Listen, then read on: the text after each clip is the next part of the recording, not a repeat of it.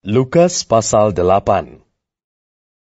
Tidak lama sesudah itu, Yesus berjalan berkeliling dari kota ke kota dan dari desa ke desa, memberitakan Injil Kerajaan Allah.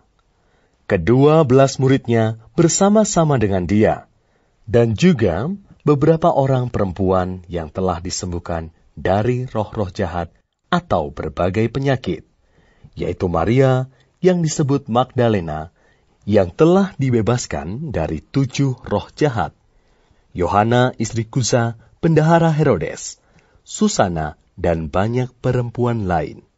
Perempuan-perempuan ini melayani rombongan itu dengan kekayaan mereka.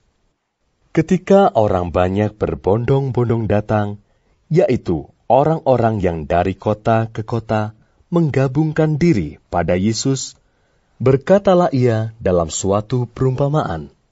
Adalah seorang penabur keluar untuk menaburkan benihnya. Pada waktu ia menabur, sebagian benih itu jatuh di pinggir jalan, lalu diinjak orang, dan burung-burung di udara memakannya sampai habis. Sebagian jatuh di tanah yang berbatu-batu, dan setelah tumbuh, ia menjadi kering karena tidak mendapat air. Sebagian lagi jatuh di tengah semak duri, dan semak itu tumbuh bersama-sama dan menghimpitnya sampai mati. Dan sebagian jatuh di tanah yang baik, dan setelah tumbuh, berbuah 100 kali lipat. Setelah berkata demikian, Yesus berseru, "Siapa mempunyai telinga untuk mendengar, hendaklah ia mendengar." Murid-muridnya bertanya kepadanya, apa maksud perumpamaan itu?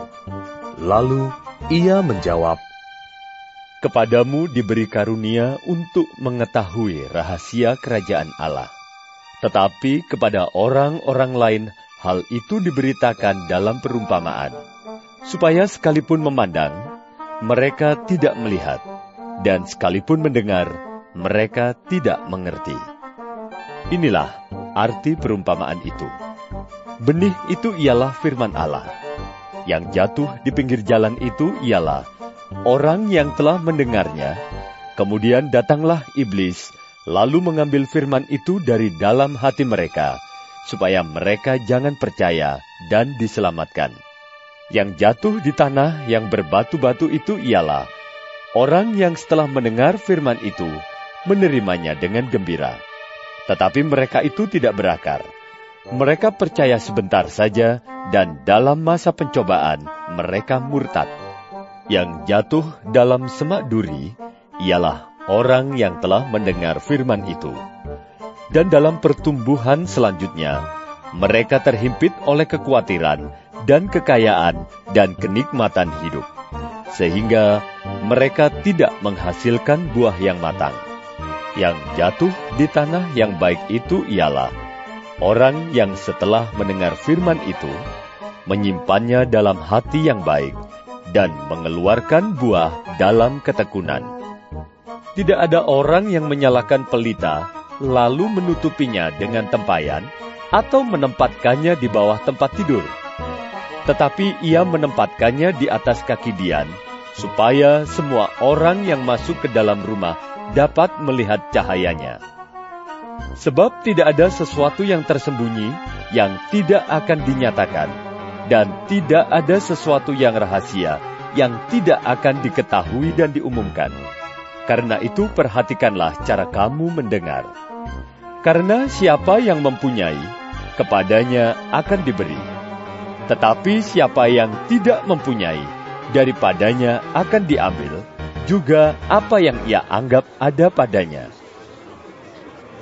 Ibu dan saudara-saudara Yesus datang kepadanya, tetapi mereka tidak dapat mencapai dia karena orang banyak. Orang memberitahukan kepadanya, "Ibumu dan saudara-saudaramu ada di luar dan ingin bertemu dengan engkau." Tetapi ia menjawab mereka, "Ibuku dan saudara-saudaraku ialah mereka yang mendengarkan firman Allah dan melakukannya." Pada suatu hari, Yesus naik ke dalam perahu bersama-sama dengan murid-muridnya, dan ia berkata kepada mereka, "Marilah kita bertolak ke seberang danau."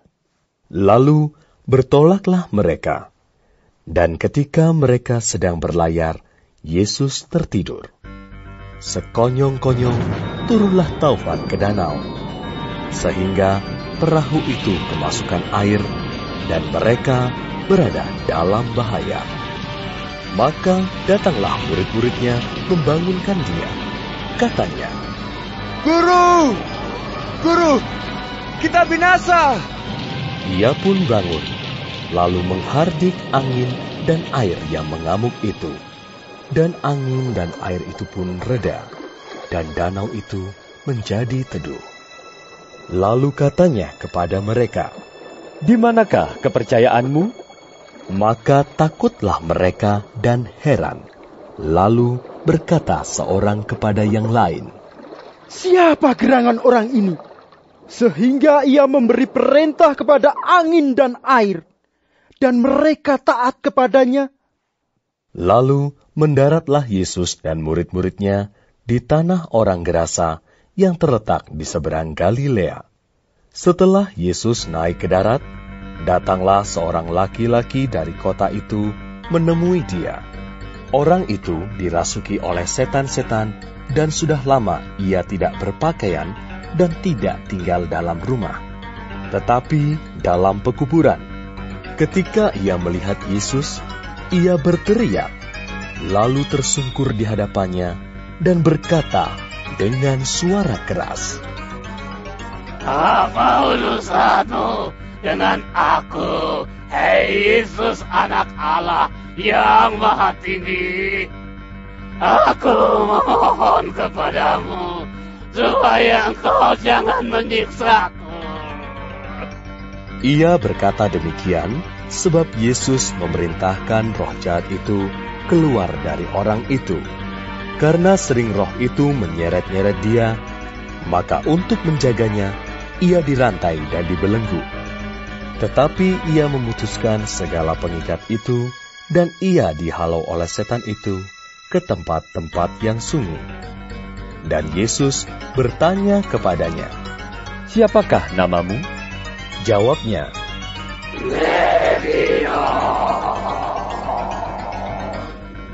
karena ia kerasukan banyak setan. Lalu setan-setan itu memohon kepada Yesus, supaya ia jangan memerintahkan mereka masuk ke dalam jurang maut. Adalah di sana sejumlah besar babi sedang mencari makan di lereng gunung. Lalu setan-setan itu meminta kepada Yesus, supaya ia memperkenankan mereka memasuki babi-babi itu. Yesus mengabulkan permintaan mereka. Lalu keluarlah setan-setan itu dari orang itu dan memasuki babi-babi itu. Kawanan babi itu terjun dari tepi jurang ke dalam danau, lalu mati lemas. Setelah penjaga-penjaga babi itu melihat apa yang telah terjadi, mereka lari lalu menceritakan hal itu di kota dan di kampung-kampung sekitarnya. Dan keluarlah orang-orang untuk melihat apa yang telah terjadi. Mereka datang kepada Yesus, dan mereka menjumpai orang yang telah ditinggalkan setan-setan itu duduk di kaki Yesus. Ia telah berpakaian dan sudah waras. Maka takutlah mereka. Orang-orang yang telah melihat sendiri hal itu memberitahukan kepada mereka bagaimana orang yang dirasuk setan itu telah diselamatkan. Lalu seluruh penduduk daerah Gerasa meminta kepada Yesus supaya ia meninggalkan mereka, sebab mereka sangat ketakutan. Maka naiklah ia ke dalam perahu, lalu berlayar kembali. Dan orang yang telah ditinggalkan setan-setan itu meminta supaya ia diperkenankan menyertainya. Tetapi Yesus menyuruh dia pergi. Katanya, Pulanglah ke rumahmu, dan ceritakanlah segala sesuatu yang telah diperbuat Allah atasmu. Orang itu pun pergi mengelilingi seluruh kota dan memberitahukan segala apa yang telah diperbuat Yesus atas dirinya. Ketika Yesus kembali, orang banyak menyambut dia, sebab mereka semua menanti-nantikan dia. Maka datanglah seorang yang bernama Yairus. Ia adalah kepala rumah ibadat. Sambil tersungkur di depan kaki Yesus, ia memohon kepadanya, supaya Yesus datang ke rumahnya. Karena anaknya perempuan yang satu-satunya, yang berumur kira-kira 12 tahun, hampir mati. Dalam perjalanan ke situ, Yesus didesak-desak orang banyak. Adalah seorang perempuan yang sudah 12 tahun menderita pendarahan dan yang tidak berhasil disembuhkan oleh siapapun. Ia maju mendekati Yesus dari belakang dan menjamah jumbai jubahnya. Dan seketika itu juga berhentilah pendarahannya. Lalu kata Yesus, "Siapa yang menjamah aku?" Dan karena tidak ada yang mengakuinya, berkatalah Petrus, Guru, orang banyak mengerumuni dan mendesak engkau.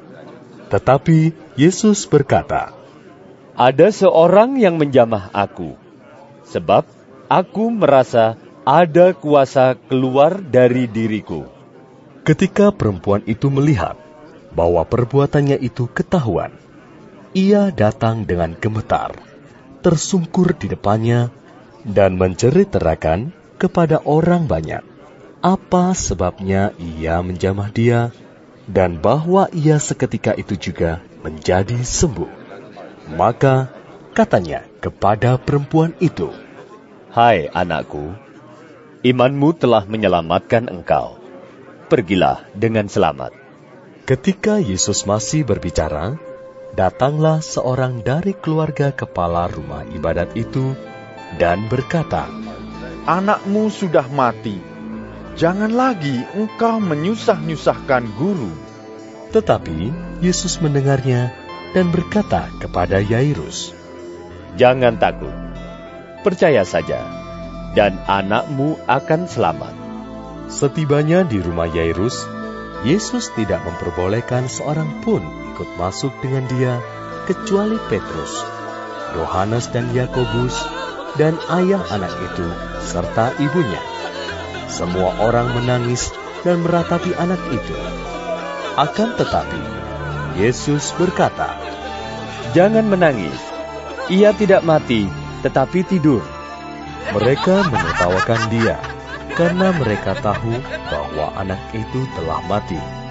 Lalu Yesus memegang tangan anak itu dan berseru. Katanya, "Hai anak, bangunlah." Maka kembalilah roh anak itu, dan seketika itu juga ia bangkit berdiri. Lalu Yesus menyuruh mereka memberi anak itu makan, dan takjublah orang tua anak itu. Tetapi Yesus melarang mereka memberitahukan kepada siapapun juga apa yang terjadi itu.